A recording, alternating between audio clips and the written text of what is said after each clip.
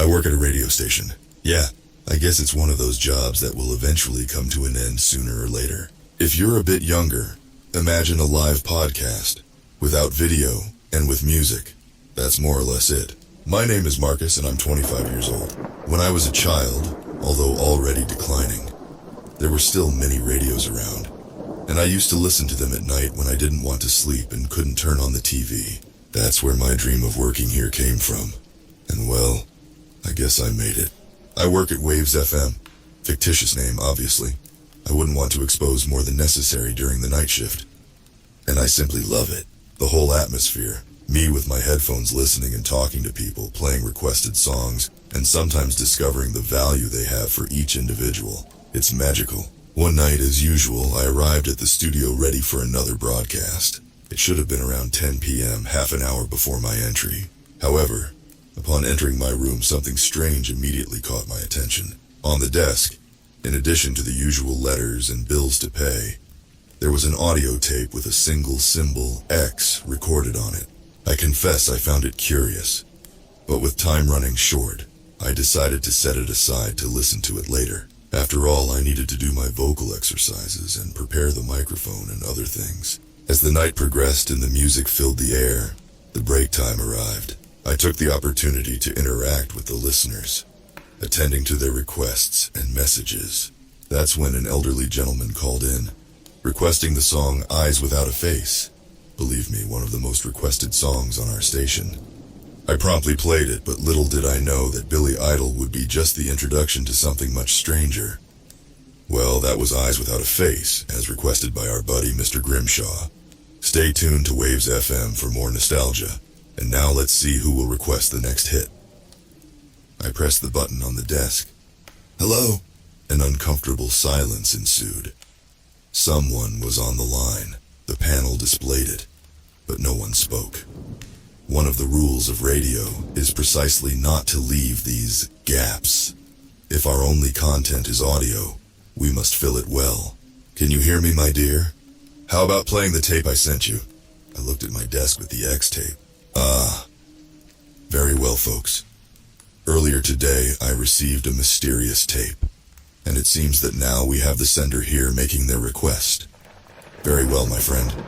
Let's see what you have for us. I put the tape in the machine and pressed play. A few moments after the reel started spinning, what followed was a cacophony of agonizing screams that invaded my ears. I felt a small shock run down my spine and instinctively ripped off the headphones, futilely muffling them. I returned as soon as I regained my senses, stopping the tape.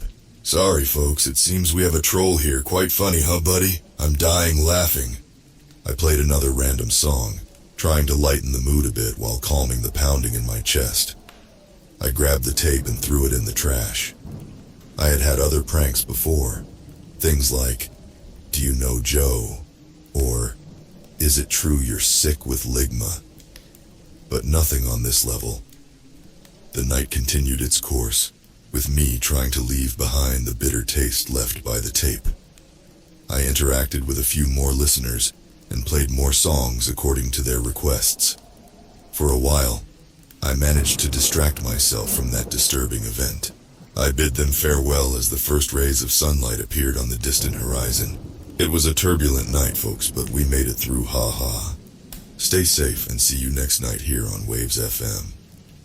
I got up from the chair to see the station manager, Rob, enter through the door.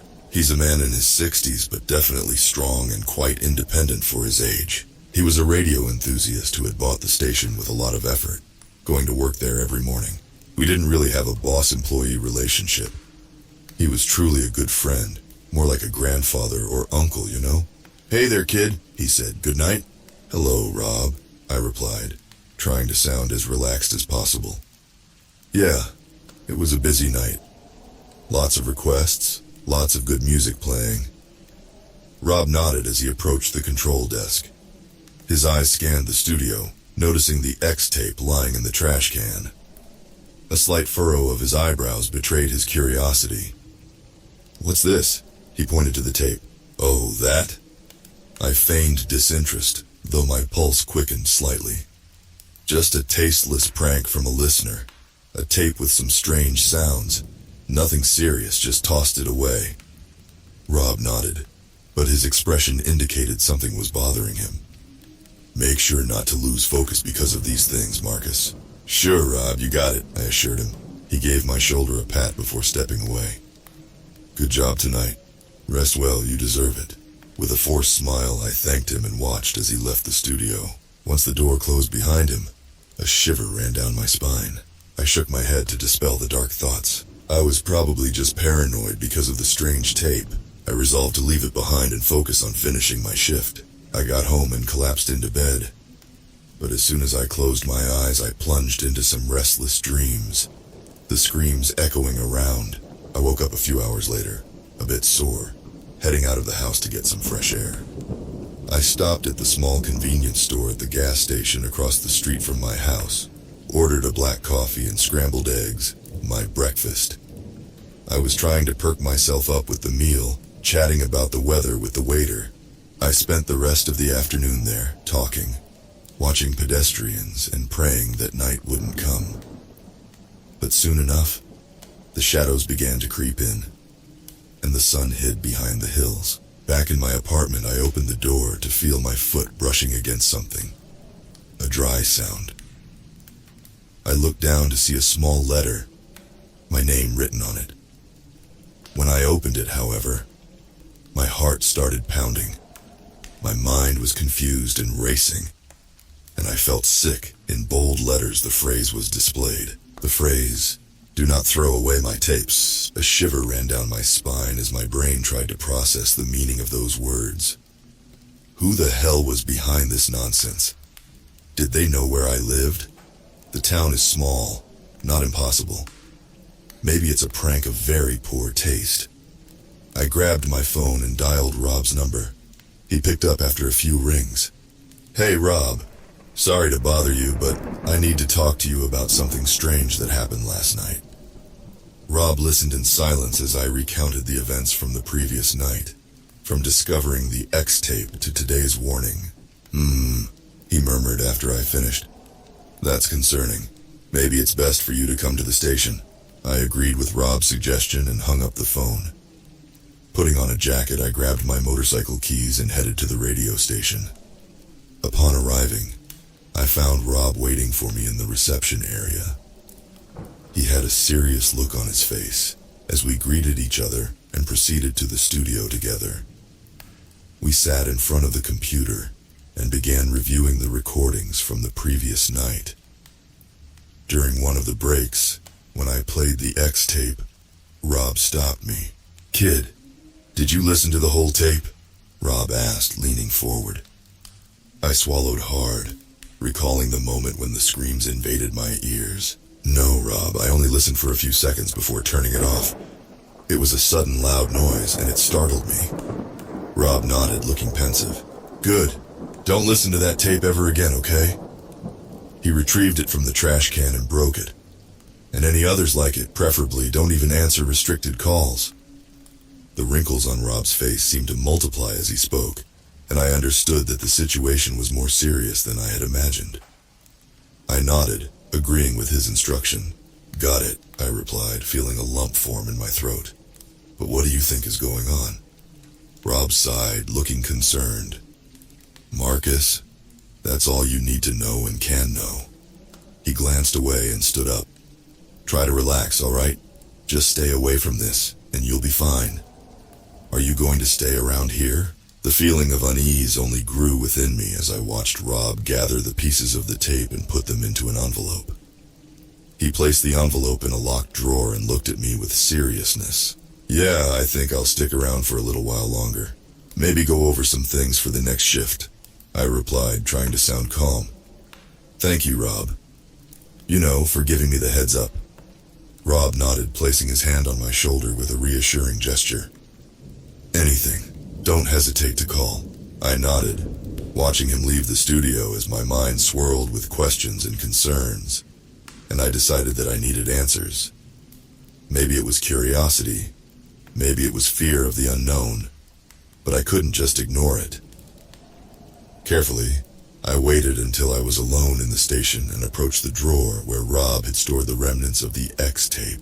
With some effort, I managed to open the drawer and retrieve the envelope. My heart pounded in my chest as I opened it, revealing the fragmented pieces of the tape.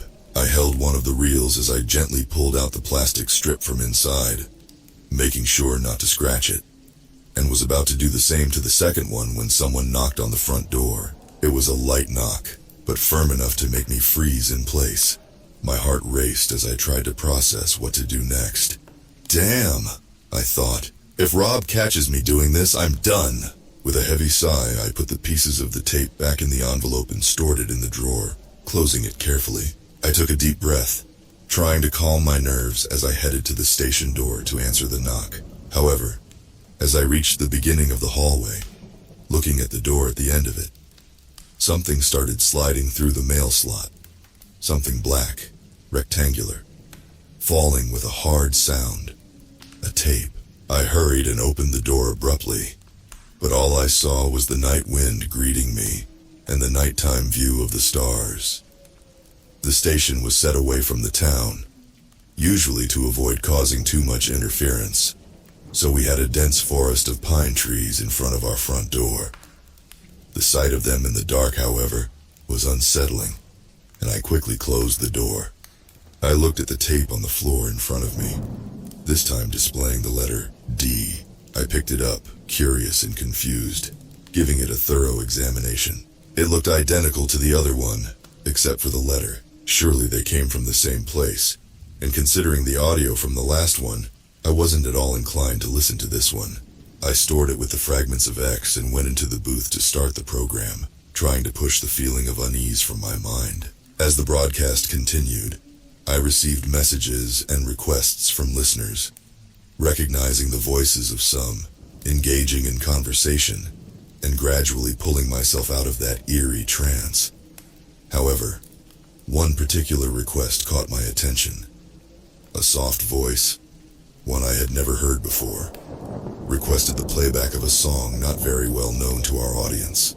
"Can you play the March of the Condemned?" the voice asked, its tone sending shivers down my spine. That song. It wasn't part of our usual playlist. It was strange that someone knew it, let alone requested it to be played on a radio station. I tried to push away these thoughts, focusing on fulfilling the listener's request as best as I could. However, as soon as the music began to play, a feeling of discomfort settled in the booth.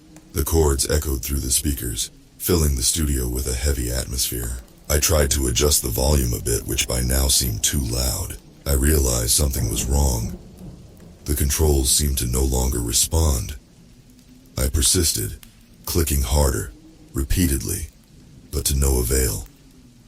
I tried to stop the broadcast to announce technical difficulties with no response. I even tried to shut down the system, but it was in vain. I was out of control of the situation. That was when I heard it. Above the music, above the hum of the equipment, above even the frenetic beating of my heart, I heard a sound, a distant but unmistakable sound. It was the same agonizing screams that had invaded my ears when I played the X tape. They were low at first, but now they were rivaling the music, a terrifying combination of the two intertwining melodies. It was starting to make my head itch when I realized it wasn't coming from the speakers, but from the D tape now resting on the table, spinning. Now my brain could at least understand. A primitive panic took over me, the kind of thing that scares you without even realizing why, you know? It's as if your whole being feels threatened by it. It didn't make sense to be afraid of a tape, even if it was of screams and strange sounds, but that, with trembling hands, I lifted the plastic cover and looked at the tape, seeing the letter D shining in the dim light of the booth. In a desperate impulse, I ripped it from the machine, but the screams didn't stop.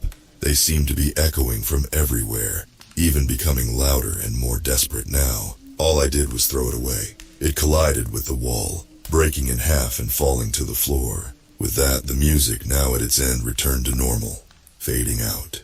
And that was the March of the Condemned, I said, still somewhat shaken. Let's take a quick commercial break and we'll be right back. Don't go anywhere because we've got more coming up on Waves FM. The relief I felt seeing the broken tape on the floor was momentary. My heart still pounded in my chest. My hands trembled, and my whole body felt tense. I needed a moment to compose myself, to understand what was happening. But before I could do anything, I heard footsteps approaching the studio. My ears focused, and I hid under the table. The door opened slowly. I could feel a presence there, standing at the entrance. Footsteps started coming in, entering the booth, suddenly stopped. "Marcus, I can see you back there. What's going on?" Rob asked, his eyes fixed on the broken tape on the floor. "Rob," I said, my voice faltering a bit with anxiety. Trembling, I emerged from behind the table. I received another tape like the one from yesterday." Rob approached and looked at the broken tape, his eyes narrowing in concentration. "What letter?" he asked, his voice calm, still not averting his gaze from the pieces. What letter on the tape?" This time he raised his eyes to me. It was a D. Why?" "A D? Damn it, tell me you didn't play it." I didn't play it, but when I looked, it was there spinning in the player." "That's not good. Not good at all." Rob seemed tense, his eyes scanning the wreckage of the tape on the floor as if searching for answers amid the chaos. "Marcus, take the day off," Rob said, his voice laden with concern. "I don't even want to think about you being near any audio equipment, okay?" I nodded in agreement. My hands still trembled as I picked up the pieces of the broken tape from the floor, tossing them into the nearest trash can. The feeling of relief was palpable as I finally left the studio and distanced myself from the radio station. Rob drove me home in his car. Throughout the day, I tried to distract myself with anything that didn't involve sound, books, crafts, but the image of the D tape spinning in the sound machine continued to haunt my thoughts. At night, as the sun began to set and darkness enveloped the night, the feeling of unease returned with full force. It was as if I were being watched. Maybe listened to was a better word. It was as if an ear rested against the wall, attentive to all my movements like something lurking. I decided to return to the radio station despite Rob's warnings. I didn't want to be held hostage by whatever this was. So, I made my way back to Waves FM, my heart pounding in my chest as I approached the familiar building. When I entered the room, I found Rob still there, working on some papers behind the reception counter. He looked up when he saw me enter, an expression of surprise and concern crossing his face. "Marcus, what are you doing here?" he asked, his voice laden with concern. "I told you to stay away, didn't I?" "I know, Rob, I know," I replied, trying to sound confident despite the tremor in my voice. "But I've had enough. I just want to know what the hell is going on with these tapes and everything else, and I think you know." My tone rose, firmer than usual. I thought Rob would retort and argue back, but instead he sighed, looking resigned. "Okay, Marcus," he finally said. "You want to know what's going on? I'll tell you." He set the papers aside. "Sit down." Rob indicated a chair next to me, his face serious and concerned. I sat down, ready to listen. "First of all, I want you to know that what I'm about to tell you is serious. Very serious," Rob began, his voice low and intense. "Have you ever heard of the Radio Man?" A shiver ran down my spine at the mention of that name. The Radio Man was a pretty common urban legend among radio hosts. You can ask anyone if you know. It's like an entity, a sinister thing, linked to late-night radio broadcasts, sort of like a Bloody Mary. They usually use it to scare the newcomers who come in at night. I've done that myself a few times, but definitely not proud of it now. "Yes, I've heard of him," I replied, my voice an involuntary whisper. "But I always thought it was just a horror story to scare the newbies."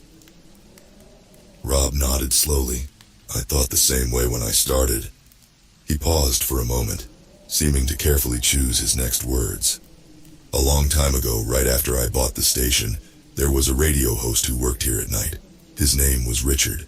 He was a talented man, passionate about radio and about the supernatural." Rob's gaze drifted, staring at an empty wall. We had a late-night horror show on the radio, stories, urban legends, listener reports, all kinds of stuff. But he wanted more. He cleared his throat. Incredibly, he managed to make contact with the radio man. I don't know how exactly, but from that moment on, things started to change. Richard became obsessed, continuing to communicate with this entity, even when things started to get strange and I warned him to stop. Rob sighed, his expression grim. Eventually, Richard disappeared. No one knows for sure what happened to him. Some say he was taken by the radio man. Others believe he went mad and ran away. But what is certain is that since then, I haven't allowed programs of that kind on our schedule. Wow, Rob, I didn't know. I'm not done yet, he interrupted, standing up. Follow me. We walked to a small room in the back, a sort of basement that Rob nicknamed the boss's room, since only he had access to it. I entered the room behind Rob, my mind still trying to process all this information. The room was dark and damp, lit only by the faint light of a bulb hanging from the ceiling. In the center of the room there was an old, dusty table covered in piles of yellow documents. Rob approached a rusty metal cabinet in the corner of the room and opened the door with a loud creak. Inside the cabinet, I saw a series of audio tapes dusty with age. The labels displayed an individual letter each, just like the ones I received. Not all the letters were there. Some were missing, but I could see, from what I remember, a B, an M, an R, a W, and a Z. What are these tapes? I asked, my eyes scanning over them. We started receiving them shortly after Richard's supposed contact with the radio man. At first it was the Z tape, an unknown song, a bit unsettling, with a vibe sort of like Tiny Tim, you know. Then a T, with the testimony of a serial killer, about how he killed one of his victims. It was stomach-churning. It seemed that the closer to the beginning of the alphabet the letter was, the worse its content would be, until he got the B tape. Rob closed the cabinet with a heavy sigh. The B tape was the last one we received. I didn't listen to it, and I don't intend to. But after it, Richard disappeared. Why didn't you ever tell me about this before? I asked, my voice barely rising above a whisper. Rob sighed, running a hand over his tired face. I didn't want to scare you, Marcus. I didn't want you to get involved in this. I thought that if we ignored it, it would eventually go away. And it did. We had several good years without any trouble, but it seems to have come back, and it's getting worse. The whole story felt like it was ripped from a nightmare. I could barely wrap my head around the idea that something like this was happening at the radio station, where I had been working for years, and that I might be involved in it. What do we do now? Rob seemed pensive for a moment, looking at the dusty tapes in the cabinet. I'm not entirely sure, he admitted, his voice heavy with concern. But one thing's for sure. We can't ignore this.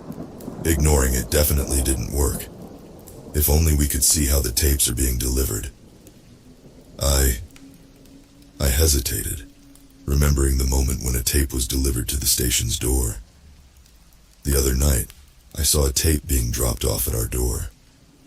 Maybe we can install some security cameras around the building to see if we can catch whoever's doing this. Rob nodded, looking intrigued by the idea. That might work, I suppose. At least to see if someone is placing the tapes, or if they come out of nowhere. We decided to act immediately. We bought some security cameras and installed them around the station, ensuring that all areas were covered. We spent several sleepless nights keeping watch. We used some pre-recorded programs to keep things running smoothly. And boy, was it exhausting. Finally, on the third night, we managed to capture something. The R tape was delivered by a hooded figure, barely illuminated by the dim streetlight. The individual was tall, skinny, moved in a weird way, very spidery. They slid the tape through the gap in the door and vanished into the darkness, as if they had never been there. Rob and I watched in silence, our hearts pounding in our chests, as we observed the mysterious figure disappear into the trees. After the video ended, we stared at the screen for a moment, processing what we had just seen. The simple sight of the creature had the same strange effect as hearing the tapes. I felt dirty, burdened. "So with this, can we send it to the police?" I asked. "And say what? That there's a guy dropping tapes at the radio station's door? I think not only is that not a crime, but it's expected." Rob shook his head, looking frustrated. "The police won't be able to do much with this, even if they wanted to." He sighed, running a hand over his face. "I guess all we can do is keep watch and try to find out more about these tapes. Maybe we can find some clue that will lead us to an answer." I agreed with Rob. If we were going to investigate this, it would have to be on our own. "Go home and take a shower." He pinched his nose. "You stink." I sniffed my armpit, and I'm not proud to say he had a point. I drove home, trying to leave the thoughts of what we had seen on the road. After a good, well-deserved shower, I threw myself under the sheets and fell asleep.